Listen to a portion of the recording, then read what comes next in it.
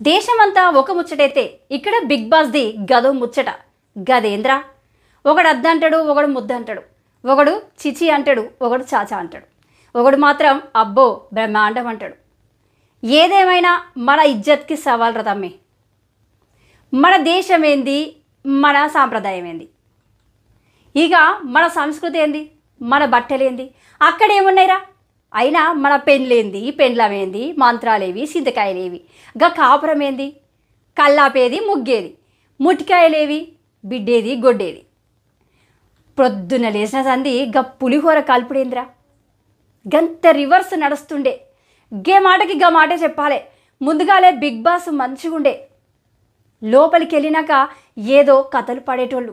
గా season 3లా singer ఎవర్రా, రాహుల్ సిప్లిగంజ్ అంట.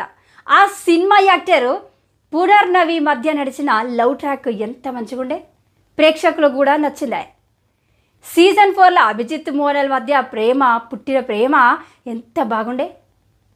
గది పాత రోజుల్లో ఏఎన్ఆర్ సినిమా లెక్కన ట్రైలింగ్ అయిందనుకో, గది వేరే ముచ్చట. గట్లనే సీజన్ 1లో ప్రిన్స్ దీక్ష మధ్య చివరి వరకుండే. ఇప్పుడేంద్రా ఒకేసారి జంటలుగా పంపినరు కొడుకులు.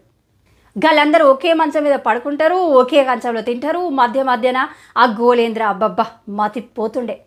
కోపాలు, తాపాలు, తిట్టుకోవడాలు, కొట్టుకోవడాలు, ఏడుపులు, ఓదార్పులు, అలికలు, బుజ్జగింపులు, శోఖండాలు, శాపనార్థాలు, ఎన్ని షెడ్లు చూపిస్తున్నారా తమ్మి.